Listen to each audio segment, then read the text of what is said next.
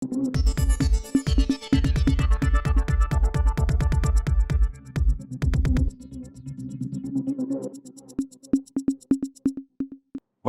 இது news focus Tamil. 2019 பெரும்பான்மையோடு இருந்த பிரதமர் மோடி 2024 தேர்தலுக்கு பிறகு தன்னுடைய பெரும்பான்மையை எதிர்க்கட்சிகளாக இருக்கக்கூடிய இந்தியா கூட்டணியில் இட்ட அவர் இழந்து நிதிஷ் மற்றும் நாயுடு தயவில் 3வது முறையாக பிரதமராக கண்டினியூ பண்ணிட்டு இருக்காரு அப்படிங்கிறத நம்ம கவனிச்சுட்டு இருக்கோம். மோடி இதே பேட்டர்னில் அரசியல் செய்ய முடியாது, நிதிஷும் நாயுடு நம்பியே நம்மளுடைய 5 வருஷத்தை ஓட்ட முடியாது அப்படிங்கிறதுனால அவர் ஒரு புதிய வித நகர்வை முன்னெடுத்திருக்கிறாரு. அந்த நகர்வு அவருக்கு ஒரு 3 விதமான அரசியல் பலன் கொடுக்கும் அப்படிங்கிறத நம்புறாரு. அந்த 3 பலன் என்ன அப்படிங்கிறத பார்க்க போகிறோம். ஏன் நாயுடு மற்றும் நிதிஷ் மீது அவர் நம்பிக்கை இழக்கிறார் அப்படிங்கிறத பற்றியும், தேசிய அரசியலில் மோடிக்கு அவர் எதிர்பார்க்காத ஒரு பலன் ஒன்று கிடைக்க வாய்ப்பு இருப்பதாகவும் சொல்லப்படுது. அதை பற்றிய விஷயங்களை தான் இன்னைக்கு நம்ம விரிவாக பேச போகிறோம். கடந்த காலத்தில் எடப்பாடி பழனிசாமி பாஜக கூட்டிலிருந்து வெளியே இனிமேல் அதிமுக தனித்து களம் காணும்னு சொல்லி அவர் சொல்லும் பொழுது, எங்கே பாஜக எதிர்ப்பு வாக்குகள் நம்மகிட்ட இருந்து அதிமுகவுக்கு போயிடுமோ அப்படின்னு சொல்லிட்டு திமுக உடனடியாக பாஜக அதிமுக உறவுங்கிறது ஒரு ரகசிய உறவு, அவங்க வெளியேறினது ஒரு போலி நாடகம் அப்படிங்கிற மாதிரி திமுக வட்டாரங்கள் பெரிய அளவில் பேசிக்கிட்டு இருந்தாங்க அப்படிங்கிறத நம்ம கவனித்தோம்.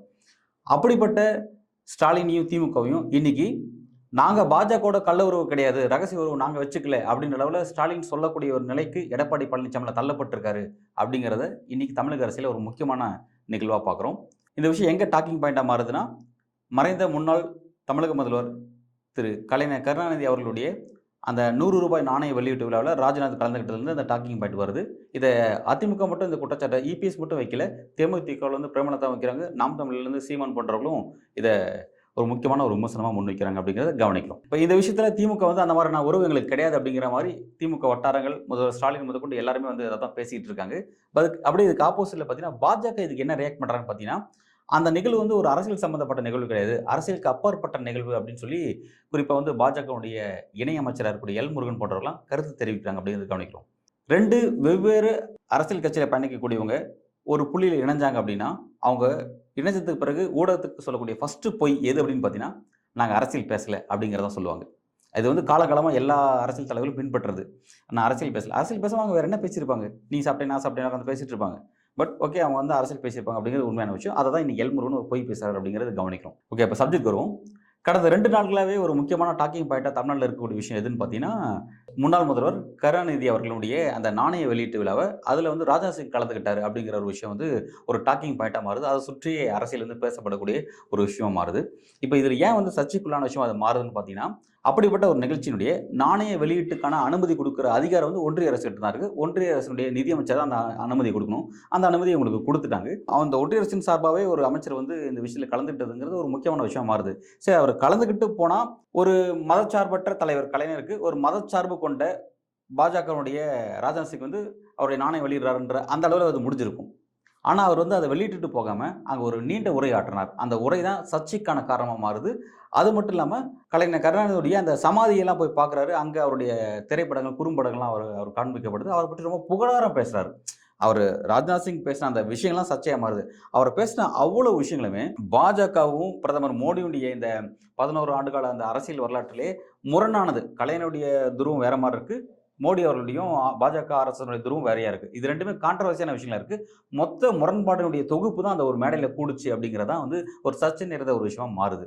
அடிப்படையில் பார்த்தீங்கன்னா, திமுகவினுடைய அந்த சமூக நீதி சித்தாந்தத்தினுடைய ஐக்கானாக இருக்கக்கூடிய திரு கலைஞர் கருணாநிதி அவர்களுடைய அந்த நிகழ்ச்சியை துவக்கி வைப்பதற்காக ஒன்றியத்தில் இருக்கக்கூடிய பாஜக இருக்கக்கூடிய முக்கியமான அமைச்சராக ராஜ்நாத் சிங் ஏன் செலக்ட் செய்யப்பட்டார் அப்படிங்கிறது ஒரு ஆச்சரியமான ஒரு விஷயம். இப்போ பார்த்தீங்கன்னா, அந்த கேடரில் முக்கியமானவங்க யாரெல்லாம் இருக்காங்கன்னு பார்த்தீங்கன்னா, பிரதமர் மோடி இருக்காங்க, உள்துறை அமைச்சர் அமித்ஷா இருக்காங்க, பிறகு நிதியமைச்சர் நிர்மலா சீதாராமன் இருக்காங்க, பிறகு வெளியுறவுத்துறை அமைச்சர் ஜெய்சங்கர் இருக்காங்க. இதெல்லாம் முக்கியமான போர்ட்ஃபோலியோ. அதே மாதிரி சுகாதாரத்துறை அமைச்சர் ஜேபி நட்டா இருக்காங்க. இந்த மாதிரியான முக்கியமான நபர்கள் அவ்வளோ பேர் இருந்தால் கூட செலக்டிவாக ராஜ்நாத் சிங்கை செலக்ட் பண்ணதுக்கு பின்பு இருக்கக்கூடிய அரசியல் கவனிக்கத்தக்க ஒரு அரசியலாக பார்க்க வேண்டிய ஒரு விஷயமா மாறுது. ஏற்கனவே கலைஞனுடைய அந்த சிலை திறப்பு விழா திரு வெங்கையா நாயுடு அவர்களால் முன்னெடுக்கப்பட்டுச்சு. அதே மாதிரி சட்டப்பேரவையில் அவருடைய புகைப்படம் திறப்பு விழா அப்படிங்கிறது குடியரசுத் தலைவர் ராம்நாத் கோவிந்தால் முன்னெடுக்கப்பட்டுச்சு. அப்போதெல்லாம் அந்த நிகழ்ச்சி எதுவுமே டாக்கிங் பாயிண்டாக மாறல. ஆனால் இப்போ ராஜ்நாத் சிங் இந்த நிகழ்ச்சியில் கலந்துட்டு தான் மிகப்பெரிய ஒரு விவாத பொருளாகவும் பேசப்பட பொருளாகவும் மாறுது. அது ஏன் அப்படின்னா, அந்த காலம் தான் அந்த விஷயத்தை முடிவு செய்யுது. இது என்ன காலமாக இருக்குது அப்படின்னு பார்த்தீங்கன்னா, இதுக்கு முன்னாடி அந்த நிகழ்ச்சி நடந்ததெல்லாம் எப்படின்னா, மோடி பெரும்பான்மை இருந்த காலம். அவர் 283, 303 அப்படிங்கிற மாதிரியான ஒரு மிகப்பெரிய மெஜாரிட்டியில் இருந்த காலகட்டத்தில் அப்போ நடந்துச்சு. ஆனால் இப்போ 240க்கு வந்ததுக்கு பிறகு நடக்கக்கூடிய இந்த நிகழ்ச்சி அப்படிங்கிறது இதை சுற்றி பல கேள்விகள் நமக்கு இங்கே எழுப்பியிருக்கு. அந்த கேள்விகளை பற்றி தான் இப்போ நம்ம வந்து விரிவாக பேச வேண்டியதாக இருக்குது அப்படிங்கிறத நம்ம கருதுகிறோம். நம்ம ஏற்கனவே இந்த விஷயத்தை பற்றி நம்ம நேற்றுக்கே வந்து விரிவாக ஒரு பதிவு ஒன்று போட்டிருந்தோம். கலைஞருக்கு அவர் உயிரோடு இருந்தபோதோ அல்லது அவர் மறைந்த போதோ அவருக்கு எந்த விதமான விஷயங்களும் செய்யல. அவர் மறைஞ்சு கிட்டத்தட்ட 5, 6 ஆண்டுகள் ஆயிடுச்சு. இந்த 5, 6 ஆண்டுகளில் கூட பாஜக வந்து அவருக்காக எந்த ஒரு விஷயத்தையும் ஒரு கிள்ளி போடலை அப்படிங்கிறத கவனிக்கிறோம். அப்படி இருக்கும்போது இன்றைக்கு வந்து அவரை பற்றி வானலாவே புகழ்றது அப்படிங்கிறது ரொம்ப ஆச்சரியமான விஷயம். ரொம்ப முக்கியமான விஷயத்தை கவனிக்கணும். அவர் இறந்துட்டாரு. அவருக்கு கடற்கரையில் சமாதிக்கு இடம் கிடைக்கல. அதுக்கான அனுமதியை கொடுக்க அன்றைக்கு இருந்த முதல்வர் எடப்பாடி பழனிசாமி மறுத்தாரு. அப்பொழுது பாஜக தங்களுடைய அதிகாரத்தை பயன்படுத்தி அவருக்கான இடத்த குடுத்துருக்கலாம். அப்படி குடுத்து அவங்களுக்கான அந்த விசுவாசத்த காமிச்சிருக்கலாம். அப்படிலாம் அவங்க எதுவும் காட்டல. நீதிமன்றத்து மூலமா தான் திமுக வந்து ரிலீஃப் பெற்று அவருடைய அந்த நல்லடக்கத்த கடற்கரையில செஞ்சாங்க அப்படிங்கிறது நம்ம கவனிக்க வேண்டிய விஷயமா இருக்கும். அப்போதெல்லாம் எதுவும் பேசாம, இன்னைக்கு அப்படியே வந்து இன்னைக்கு அவருக்காக உருகுற மாரியான பேசுறது அப்படிங்கிறது உண்மையிலேயே வந்து இது அவர் மீதான அன்பு காட்டல. மாறா அதுக்கு பின்பு பாஜக வேற ஒரு திட்டங்கள் வச்சிருக்கு அப்படிங்கிறதான் நம்ம இதுலருந்து புரிஞ்சுக்க வேண்டிய ஒரு விஷயமா இருக்கு அப்படிங்கிறத கவனிக்கணும். Right, okay. இப்படி ஒரு நிகழ்ச்சி செஞ்சுட்டாங்க. இந்த நிகழ்ச்சி செஞ்சதன் காரணமா பொலிட்டிக்கல் கெயின் யாருக்கு? பிஜேபிக்கா? திமுகக்கா? அப்படின்ற ஒரு கேள்வி இருக்கு. அப்படி இந்த கேள்விக்கான பதில பார்க்கும்பொழுது, ஃபர்ஸ்ட் ஆஃப் ஆல் திமுகவுக்கு என்ன கெயின் இருக்குன்னு பார்த்தீங்கன்னா, திமுக மாநிலத்தில ஆளும் கட்சியா இருந்தாலும், ஒன்றியத்தில இருக்கக்கூடிய பாஜகவுக்கு எதிர்க்கட்சியா செயல்படுறாங்க. அப்படி இருக்கும்போது, பல்வேறு விஷயங்கள் ஒன்றியத்திலிருந்து வர வேண்டியது இருக்கு. அது வராம இருக்கிறதுனால 2 பேருக்கும் கான்ஃப்ளிக்ட் போயிட்டு இருக்கு. இப்படி ஒரு விஷயங்கள் மூலமா அந்த கான்ஃப்ளிக்ட்ட சரி செஞ்சு, கொஞ்சம் நிர்வாக ரீதியான சில பிரச்சனைகள சரி செய்றதுக்கு, குறிப்பா வந்து திமுக அது ஒரு பெரிய பொலிட்டிக்கல் கெயினா இருக்கும். அதுக்கு இந்த மாரியான விஷயங்கள் வந்து ஒரு வாய்ப்பு வழங்கக்கூடிய ஒரு நிகழ்வா இருக்கும் அப்படின்றத நம்ம பார்க்கலாம். அடுத்ததா பார்த்தீங்கன்னா, அடுத்து வேற என்ன கெயின் பார்த்தீங்கன்னா, இடி, ஐடி, சிபிஐ போன்ற பல்வேறு ரெய்டுக்கு வந்து திமுகவினுடைய முன்னாள் நிர்வாகிகள் உள்ளாகிறது, முன்னாள் அமைச்சர்கள் உள்ளாகிறது, இல்ல சிட்டிங் அமைச்சர்கள் உள்ளாகிறது அப்படிங்கிற விஷயம் தொடர்ச்சியா வந்து எதிர்க்கட்சிகள் ஆளக்கூடிய மாநிலங்கள்ல மோடி அத எப்படி ஹேண்டில் பண்ணுவார் அப்படிங்கிறத பார்க்குறோம். அந்த மாரி ஹேண்டில் எங்கள இனிமேல் நீங்க பண்ணாதீங்க அப்படிங்கிற ஒரு மெசேஜ கூட இது மூலமா கன்வே பண்ணக்கூடிய விஷயமா கூட நம்ம இத பார்க்கலாம். குறிப்பா இந்தியா கூட்டணிக்குள்ள இருக்கக்கூடிய மற்ற மாநில கட்சிகள பாஜக எந்த அளவுக்கு டிஸ்டர்ப் பண்ணியிருக்காங்க, இடி மூலமா, ஐடி மூலமாவும், குறிப்பா ஆளுநர் மூலமாவும் டிஸ்டர்ப் பண்ணாங்க அப்படிங்கிறத நம்ம பார்க்குறோம். இந்தியா கூட்டணியில இருக்கக்கூடிய காங்கிரஸ் ஆளக்கூடிய ஒரு ஸ்டேட் வந்து பார்த்தீங்கன்னா கர்நாடகா. அங்க வந்து சிஎம்மா வந்து சித்தராமையா இருக்காரு. அவருக்கு ஆளுநர் மூலமா அவர கைது செய்வதற்கான நடவடிக்கை அளவுக்கு ரொம்ப சீரியஸான விஷயம் ஆகிறது. அவர் வந்து ஹைகோர்ட் மூலமா ஒரு ரிலீஃப் பெற்றிருக்காரு அப்படிங்கிறத கவனிச்சுட்டு இருக்கோம். இதன் மூலமா என்ன சொல்றாருன்னா, மோடி வந்து தேசிய கட்சியா இருந்தாலும், காங்கிரஸா இருந்தாலும், அந்த காங்கிரஸுடைய மாநில முதல்வர்களையும் நாங்க ஆளுநர் மூலமா ஒரு குடைச்சல் குடுப்போம் அப்படிங்கிற ஒரு மெசேஜை மோடி சொல்றாரு. அதே மாரி பார்த்தீங்கன்னா, இந்தியா கூட்டணியில இருக்கக்கூடிய ஹேமந்த் சோரன், ஜார்க்கண்ட்ல இருக்கக்கூடிய அந்த பார்ட்டியினுடைய சம்பாய் சோரன் மூலமா அந்த கட்சியை உடைக்கக்கூடிய ஒரு அரசியல் ஒண்ணு போயிட்டுருக்கு. அப்ப மோடி வந்து இன்னும் அந்த பழைய ஆட்டத்த அப்படியே தொடரதான் போறாரு அப்படிங்கிற மாரி தான் இந்த விஷயங்கள் காட்டுது. இது போன்ற விஷயங்கள ஸ்டாலின் சிக்கிடக்கூடாது அப்படிங்கிற மாரியா கூட இந்த சைன்ஸ் ராஜ்நாத் சிங்கும் ஸ்டாலினும் மீட் பண்ணிக்கிட்ட இந்த விஷயங்கள், அந்த நிகழ்ச்சி அப்படிங்கிறது இதோடைய சைனாவும் பார்க்கப்படலாம் அப்படிங்கிற மாரியான கருத்துக்களும் முன்வைக்கிறாங்க. இப்ப இந்த விஷயத்து மூலமா திமுகவுக்கு என்னென்ன கெயின் அப்படிங்கிறத பார்த்தோம். அப்படியே இந்த பக்கம் வந்து பாஜக என்ன கெயின் பார்க்கும்போது, பாஜகவுக்கு எல்லாமே கெயின் தான் அப்படின்ற மாரி தான் இருக்கு. ஏன்னா, மோடி வந்து முதல் முறையா 240 பெரும்பான்மை இழந்து ஆட்சி செய்றாரு. அப்படி இருக்கும்போது அவருக்கு அதுவே ஒரு பெரிய நெருக்கடி. 2வது பார்லிமென்ட்ல கடுமையான நெருக்கடிகளை எதிர்க்கட்சிகளார் எதிர்கொள்றாரு. காங்கிரஸால, திரிணாமுல் காங்கிரஸால, பிறகு திமுகவால உள்ளிட்ட எல்லா இந்தியா கூட்டணியுடைய எல்லா கட்சிகளும் வந்து ரொம்ப காரசாரமா கேள்விகள் வந்து மோடியை நோக்கி, மோடியுடைய அமைச்சர்களை நோக்கி முன்வைக்கிறாங்க. அது வந்து சபைக்குள்ள ஒரு பெரிய நெருடலாவே இருந்துட்டு இருக்கு. குறிப்பா மோடி வந்து சபைக்கு வர்றதுக்கே ஒரு பெரிய தயக்கம் காட்டுறாரு அப்படிங்கிற அளவுல கடந்த மழைக்கால கூட்டத்தொடர நம்ம பார்த்திருப்போம். அப்ப அது போன்ற விஷயங்கள் வந்து அவருக்கு ஒரு பெரிய நெருக்கடி. 2வது இஷ்யூஸ் பேஸ்ல பல நெருக்கடி சந்திக்கிறாரு. குறிப்பா அக்னிவீர் பிரச்சனை, அப்புறம் மக்கள் தொகை கணக்கெடுப்பு, அப்புறம் சாதிவாரி மக்கள் தொகை கணக்கெடுப்பு, பிறகு வந்து கேள்வித்தாள் லீக் அவுட் ஆகுறது, தேசிய தேர்வு முகமை செய்யக்கூடிய பல்வேறு குளறுபடிகள், பிறகு இந்த பாஜகவை சேர்ந்த பாஜக மாநிலத்திலிருந்து வரக்கூடிய சில ஊழல் விவகாரங்கள், இது போன்ற பல பிரச்சனையை வந்து அவர் எதிர்கொள்றாரு. அப்படிங்கும்போது இது எல்லாமே வந்து அவருக்கு ஒரு முக்கியமான நெருக்கடியா இருக்கு. 2வது பார்த்தீங்கன்னா, ஒரு வலிமையான எதிர்க்கட்சி தலைவர் ராகுல் காந்தி அவர் பார்லிமென்ட்ல ஃபேஸ் பண்றாரு. பார்லிமென்ட்ட தாண்டி வெளியும் ஃபேஸ் பண்றாரு.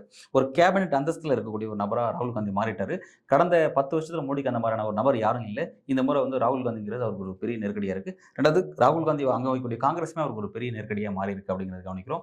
அடுத்ததா பார்த்தீங்கன்னா, மோடி 303 அப்படின்ற ஒரு பெரிய மெஜாரிட்டில போன முறை 2019 எலெக்ஷன்ல வெற்றி பெற்றது பிறகு, மாநில கட்சிகள் பல கட்சிகள் சேர்ந்ததுனால தான் இந்தியாவுடைய ஜனநாயகமே ஒரு மோசமான நிலைக்கு போயிட்டு இருக்கு அப்படின்ற கருத்தை பாஜக முன் வச்சது. குறிப்பா அமித்ஷா முன் வச்சாரு. அப்படி இருக்கும்போது இன்றைக்கு ஒரு மாநில கட்சியா இருக்கக்கூடிய தெலுங்கு தேசம் பார்ட்டியினுடைய சந்திரபாபு நாயுடு கட்சியும், ஐக்கிய ஜனதா தளத்தை சேர்ந்த நிதிஷினுடைய கட்சியும் நம்பி தான் மோடியினுடைய இந்த 3வது டென்யூர் ஆரம்பிக்குது அப்படிங்கிறது அவருக்கு வந்து ஒரு பெரிய ஒரு கஷ்ட காலமா இருக்கு அப்படிங்கிறத புரிஞ்சுக்க முடியுது. இப்ப இந்த மாரி பார்த்தீங்கன்னா, மோடிக்கு வந்து இது மாரி எக்ஸெட்ரா அப்படிங்கிற பல நெருக்கடிகள் வந்து இந்த எலக்ஷனுக்கு பிறகு அவர் ஃபேஸ் பண்றாரு அப்படின்னு பார்க்குறோம்.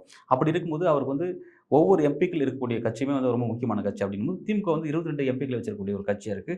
அப்படி இருக்கும்போது திமுக வந்து ஏன் வந்து நம்ம பகைச்சுக்கணும் அப்படின்ற ஒரு இடத்துக்கு நகராரோ அப்படின்ற சில கேள்விகள் நமக்கு இதன் மூலமா உருவாகுது அப்படிங்கிறத நம்ம பார்க்குறோம். இப்போ இந்த நிகழ்ச்சிக்கு ஏன் வந்து மோடி ராஜ்நாத் சிங்கை செலக்ட் பண்ணாரு அப்படிங்கிறதுலேருந்து பல கேள்விகள் உருவாகுது. பல சீனியர் அமைச்சர்கள் இருந்தாலும் ராஜ்நாத் சிங் ஏன் வந்தார் அப்படிங்கிறதுக்கு அடிப்படையில் பார்க்கும்பொழுது, ராஜ்நாத் சிங் மூலமா மோடி வந்து வாஜ்பாய் அரசியல் இங்க நிகழ்த்த பார்க்குறாரு அப்படின்ற மாதிரியான கருத்துக்கள இங்க இருக்கக்கூடிய மூத்த பத்திரிகையாளர்கள், அரசியல் விமர்சகர்கள்லாம் பொது தளத்தில முன்வைக்க ஆரம்பிச்சிருக்காங்க. வாஜ்பாயை பற்றி கடந்த காலத்தில கலைஞர் என்ன சொல்லியிருக்காருன்னு பார்த்தீங்கன்னா, the right man in wrong party அப்படிங்கிறத சொல்லியிருக்காரு. நம்ம எல்லாருக்கும் தெரிஞ்ச விஷயம். அப்படி இருக்கும்போது அதை மறுத்து வாஜ்பாய் என்ன சொன்னார்னா, மரம் வந்து கெட்டது, அந்த மரத்துலேருந்து வர பழம் மட்டும் எப்படி நல்ல பழமா இருக்கும்? அப்போ மரமும் நல்ல மரம் தான் அப்படின்ற மாரி தன்னோட கருத்தை பதிவு பண்ணாரு. அப்போ இந்த விஷயத்த எப்படி நம்ம பார்க்க வேண்டியது இருக்கு அப்படின்னா, வாஜ்பாயும், பாஜகவையும் அரசு தனிச்சு பார்க்க முடியாது அப்படிங்கிற மாரியும், ராஜ்நாத் சிங்கையும் இந்த பக்கம் மோடி, பாஜக அரசு தனிச்சு பார்க்க முடியாது. எல்லாமே ஒண்ணோட ஒண்ணு சேர்ந்தது. அப்படி இருக்கும்போது, அதாவது இங்க எவ்வளவு விஷயங்கள் வேணா எவ்வளவு நபர்கள் வேணா இருக்கலாம். அந்த நபர்களோட மூலம் எதுன்னு பார்க்க வேண்டியதா இருக்கு. அந்த மூலம் வந்து பாஜகவை சேர்ந்ததா இருக்கா? ஆர்எஸ்எஸ் சேர்ந்ததா இருக்கா? அப்படின்னு பார்க்கும்போது, அப்ப அதனுடைய மூலத்த வச்சு அத வந்து நம்ம மதிப்பிட வேண்டியதா இருக்கு அப்படிங்கும்போது, ராஜ்நாத் சிங் எந்த வகையிலும் ஒரு மதச்சார்பற்ற தன்மையோ, ஒரு நேர்மையான நபரோ, அந்த மாதிரியான எந்த தன்மையும் கிடையாது அப்படிங்கிறத நம்ம புரிஞ்சுக்க வேண்டியதா இருக்கு. அப்படிப்பட்ட ஒரு நபரை இன்னைக்கு வந்து சாஃப்ட் கார்னர் நபரா இன்னைக்கு பாஜக ஏன் போர்ட்ரேட் பண்ணுது அப்படின்னு பார்த்தீங்கன்னா, பெரும்பான்மை இழந்திருக்க மோடிக்கு வாஜ்பாயோட அரசியல் தேவைப்படுது. ஏன்னா, வாஜ்பாய் தான் வந்து பெரும்பான்மை இழந்து கூட்டணி கட்சிகளின் தயவுல ஒரு என்டிஏ கவர்மெண்ட்ட ரன் பண்ணவர். அப்படி இருக்கும்போது, இன்னைக்கு மோடிக்கு அந்த பண்பு அரசியல்ல தேவைப்படுது. தேசிய அரசியல்ல அவர் தன்னோட 5 வருஷத்த கொண்டு போணும் அப்படின்னா, அதுக்கு அவர் தேவைப்படுது. அப்படி இருக்கும்போது, அதுக்கான சரியான நபரா ராஜ்நாத் சிங் தான் இருப்பார் அப்படிங்கிறது மோடியோட தேர்வா இருக்குங்கிறது கவனிக்கிறோம். 2வது பார்த்தீங்கன்னா, மோடி இப்படி ஒரு விஷயத்த முன்னெடுக்கிறதுக்கு திமுக நம்மளோட பயணிக்குமா? அப்படின்ற அவர் ஒரு கேள்வி எழும்போது, அவர் கடந்த கால ஒரு வரலாறு அவருக்கு ஒரு விஷயத்த நினைவூட்டுது. அது என்னன்னு பார்த்தீங்கன்னா, திமுகவும், கலைஞரும் எந்த அளவுக்கு கொள்கை பேசினாலும், பாஜகவோட கூட்டணி வச்ச கட்சிகள் தான். 1999லேருந்து 2004 வரையும் ஒன்றியத்தில பாஜகவும், திமுகவும் சேர்ந்து தான் ஆட்சி அமைச்சாங்க அப்படிங்கிறத கவனிக்க வேண்டிய விஷயம். அந்த காலகட்டத்தில பார்த்தீங்கன்னா, குஜராத்தில நடந்த இனக்கலவரத்த பத்தி கலைஞர் என்ன விஷயம் சொன்னார்னா, அது அந்த மாநிலத்தோட உள்விவகாரம் அப்படின்னு சொல்லி அன்றைக்கு இருந்த மோடியினுடைய தவற திரு கலைஞர் அவர்கள் காப்பாத்தினார் அப்படிங்கிறத கவனிக்கிறோம். அதனால வந்து மோடிக்கு கலைஞர் மீது ஒரு சாஃப்ட் கார்னர் கூட உருவாகியிருக்கலாம் அப்படிங்கிறத நம்ம இந்த இடத்துல நினைவுபடுத்த வேண்டியதா இருக்கு அப்படிங்கிறத பார்க்குறோம். அடுத்ததா பார்த்தீங்கன்னா, இப்ப இந்த விஷயத்துல வந்து டிஎம்கே எப்படி இந்த முடிவுக்கு வந்துச்சு? பாஜகவோட இப்படி ஒரு நிகழ்ச்சிய செய்யறதுக்கான முடிவுக்கு எப்படி வந்துச்சுன்னு பார்க்கும்போது, இங்க தான் டிஎம்கே தான் பெரிய நெருக்கடி இருக்கு. ஏன்னா, டிஎம்கேவுடைய இந்த அளவுக்கு தொடர்ச்சியான வெற்றிக்கு, குறிப்பா ஸ்டாலின் தலைமையிலான திமுகவோட வெற்றிக்கான காரணம் மோடி எதிர்ப்பு அப்படிங்கிற விஷயத்தெல்லாம் வந்து அவர் கூட்டணியெல்லாம் வலிமையா கட்டி வச்சிருந்தார் அப்படிங்கிறத பார்த்தோம். அதுதான் வந்து அவருக்கு ஒரு பெரிய வாக்கு வங்கியா இருந்துச்சுங்கிறத பார்த்தோம். அதுக்கப்புறம் தான் வந்து எதிர்க்கட்சியோட பலவீனம், அதுக்கப்புறம் வந்து அவர் செய்யக்கூடிய சில நலத்திட்டங்கள் இதெல்லாம் தான் அதுக்கப்புறம் கை கொடுத்துச்சு. ஃபர்ஸ்ட் ஆஃப் ஆல் மோடி எதிர்ப்பு அப்படிங்கிறது தான் அவர் தொடர்ச்சியா இந்த அளவுக்கு வெற்றி பெறுவதற்கு ஒரு முக்கியமான விஷயமா இருந்துச்சு. அப்படி இருக்கும் பொழுது, உண்மையிலேயே திமுக தான் இதில ஒரு பெரிய நெருக்கடி காத்திருக்கு. இப்படிப்பட்ட பாஜகவோட பயணிக்கிறதும், ஒரு நேரடியோ, மறைமுகமோ பாஜகவோட பயணம் அப்படிங்கிறதும், 2வது வெளிப்படையா இங்க காங்கிரஸோட பயணிச்சுட்டு இருக்கு திமுக. அப்படி இருக்கும்போது 2 தேசிய கட்சியும் 2 வெவ்வேறு துருவம் கொண்ட தேசிய கட்சியும் எப்படி ஒரே திமுக இணைச்சிட்டு பயணிக்க முடியும்? அப்படிங்கிறது திமுக ஒரு பெரிய நெருக்கடி தான் காத்திருக்கு அப்படிங்கிறது புரியுது.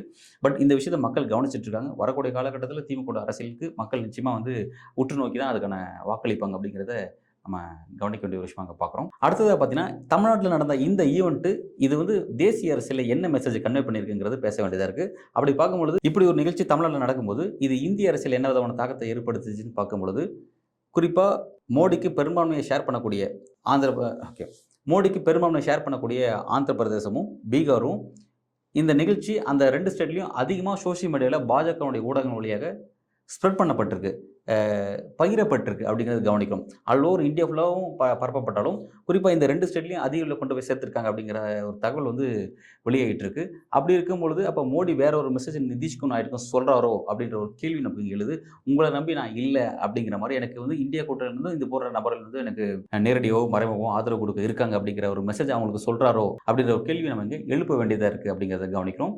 இந்திய கூட்டணி மோடிக்கு எதிரான இந்திய கூட்டணிங்கிற ஒரு விஷயம் உருவாகுறதுக்கு காரியகர்த்தாவா இருந்தவரு, முக்கியமான ஒரு வினையூக்கியா இருந்தவர் திரு ஸ்டாலின் அவர்கள். அப்படிப்பட்ட ஸ்டாலினினுடைய ஒரு மறைமுக ஆதரவை நம்ம பெற்றுட்டா, இந்திய கூட்டணிய வந்து பலவீனப்படுத்த முடியும். நமக்கு எதிரா வலிமையா இருக்குது இன்னைக்கு இந்திய கூட்டணின்னு ஒண்ணு இருக்கு. அப்ப அத பலவீனப்படுத்தணும் அப்படிங்கிறது இந்த டாக்டிக்ஸ் மூலமா மோடிக்கு சாத்தியமாகும் அப்படிங்கிறத அவர் நம்புறாரு.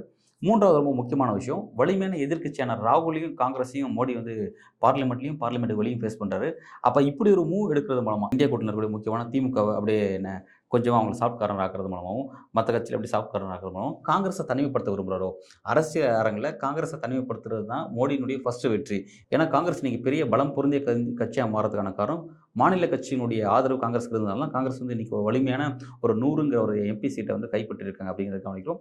அப்படிப்பட்ட காங்கிரஸ வந்து தனிமைப்படுத்த மோடி விரும்புறாரோ? இந்த மாதிரியான சில அரசியல் வியூகங்கள் மூலமா அப்படிங்கிற கேள்வி நமக்கு எழுது அப்படிங்கிறத நம்ம பார்க்க வேண்டியதா இருக்கு. அடுத்ததா பார்த்தீங்கன்னா, தேசிய அரசியல்ல மோடியே எதிர்பார்க்காத, மோடிக்கு வந்து வாராத மாமணியா ஒரு அரசியல் வந்து அவருக்கு வந்து சேர்ந்துட்டு இருக்கு. ஒரு பொலிட்டிக்கல் கெயின் கிடைச்சிட்ருக்கு. அது என்னென்னு பார்த்தீங்கன்னா, அண்மையில் வந்து மேற்கு வங்கத்தில் இந்த பயிற்சி பெண் மருத்துவர் வந்து கொல்லப்பட்ட ஒரு விஷயம், கேங் ரேப்பால் கொல்லப்பட்ட அந்த விஷயம் வந்து மேற்கு வங்க அரசியலை தாண்டி இந்திய அரசியலே ஒடுக்கக்கூடிய ஒரு முக்கிய நிகழ்வாக மாறி இருக்கு. பெண்களுக்கு எதிரான வன்கொடுமைங்கிறது எப்படி வந்து ஒரு பெண் முதல்வராக இருக்கக்கூடிய வெஸ்ட் பெங்கால்லே அந்த விஷயம் நடக்குது. அதன் பிறகு அந்த முதல்வரும் அவருடைய காவல்துறையும் எப்படி அந்த விஷயத்தை அட்ரஸ் பண்ணது அப்படிங்கிற விஷயத்தில் கடும் சர்ச்சை நிறைந்த ஒரு விஷயமா, நிர்பயா கேஸை விட பன்மடங்கு ஒரு பெரிய முக்கியத்துவம் பெற்ற ஒரு விஷயமா அது மாறிடுச்சு அப்படிங்கிறதுனால, அந்த ஸ்டேட்ல எதிர்க்கட்சியா யார் இருக்கான்னா பாஜக இருக்காங்க. அந்த ஸ்டேட்ல மம்தா பானர்ஜியை எதிர்த்து அரசியல் பண்றதுக்கு பெரிய ஒரு ட்ரம்ப் கார்டு வந்து அவங்களுக்கு கிடைச்சிருக்கு. 2வது இந்த விஷயத்துல பார்த்தீங்கன்னா, வெஸ்ட் பெங்கால்ல இருக்கக்கூடிய திரிணாமுல் காங்கிரஸ் இருக்கக்கூடிய முக்கிய நிர்வாகிகளே மம்தாக்கு எதிராக சில கருத்துக்களை தெரிவிக்கிறாங்க. முக்கியமான எம்பிக்களே கருத்துக்களை தெரிவிக்கிறாங்க. அதன் காரணமா மம்தா ஒரு முடிவு எடுத்ததா ஒரு செய்தி வெளியானது. அது என்ன முடிவுன்னு பார்த்தீங்கன்னா, பார்லிமெண்ட்ல இந்திய கூட்டணி அவங்களுக்கான கேபினெட் அவங்களுக்கான இடம் வந்து ஒதுக்கப்பட்டிருக்கும். நாற்காலி இருக்கை ஒதுக்கப்பட்டிருக்கும். அந்த இடத்துலருந்து இனிமேல் வந்து திரிணாமுல் காங்கிரஸ் வந்து தனியா ஒதுக்கி கொடுங்க அப்படின்ற ஒரு விஷயத்த வலியுறுத்தி சபாநாயகர் ஓம் பிர்லாக்கு மம்தா வந்து ஒரு கடிதம் எழுதினதா ஒரு செய்தி வெளியாச்சு. எந்த அளவுக்கு அது உண்மைங்கிறது தெரியல. இந்த விஷயத்தில் பார்த்தீங்கன்னா, பாஜக விமர்சனம் பண்ணுறாங்க, என்டிஏ கூட்டணி விமர்சனம் பண்ணுறாங்க, அது வேறு. ஆனால் இந்திய கூட்டணியில் இருக்கக்கூடிய கட்சிகள் இதை விமர்சனம் பண்ண ஆரம்பிச்சிட்டாங்க அப்படிங்கிற அளவில் ஒரு ரொம்ப நெருக்கடியாக அதை பார்க்குறாங்க அப்படிங்கிற அளவில் மம்தா இந்த விஷயத்தை ரொம்ப நெருக்கடியாக பார்க்குறாங்க அப்படிங்கிற அளவில் இப்படி ஒரு மூவ் அவங்க எடுக்கிறாங்க அப்படிங்கிற மாதிரி செய்தியில் வந்துட்டு இருந்துச்சு. அப்படி பார்க்கும்போது பார்த்தீங்கன்னா, இந்திய கூட்டணியில் இருக்கக்கூடிய திமுகவை ஒரு தங்களோட சாஃப்ட் காரனாக மாற்றுறது மூலமாகவோ, மம்தா பானர்ஜியை இந்திய கூட்டணியிலிருந்து வெளியே கொண்டு வரது மூலமோ மோடி வந்து ஒரு பெரிய மறைமுக ஒரு வெற்றியை பெற போகிறாரோ அப்படின்ற ஒரு கேள்வி நமக்கு எழுது.